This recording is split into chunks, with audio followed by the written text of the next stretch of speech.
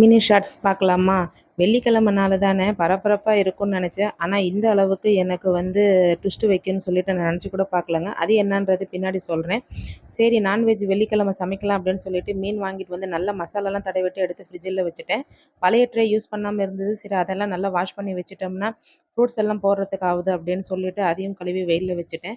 Tea குடிக்கணும் போல் இருந்தது. கையோட டீயும் வச்சு குடிக்கலாம் அப்படின்னு சொல்லி டீ குடிச்சிட்டு ஒலையை அடுப்பில் வச்சுட்டு போனேன். ஒலை தண்ணி கொதிச்சோடனே அரிசியை போட்டு உப்பு போட்டுட்டு வந்துட்டேன். அதுக்கப்புறம் சோஃபா செட்டெல்லாம் நல்லா உதறி விட்டு வேறு துணியை போட்டுட்டேன். சரி, நம்மளுக்கு அடுத்தது வீடு கூட்டுற வேலை தான் இருக்கும்னு நினச்சி பார்த்தேன். அதுக்குள்ளே சோறு வந்துருச்சு. சோறை வடிச்சிட்டேன். இருக்கிறதுலே பெரிய ட்விஸ்ட்டு பார்த்திங்கன்னா நல்ல தண்ணி வந்துருச்சு. ஜும்மா நாள்னாவே நம்மளுக்கு வேலை சீக்கிரமாக போயிடும். ஏன்னா அந்த டைமுக்குள்ளே ஜும்மா தொழுகணும்.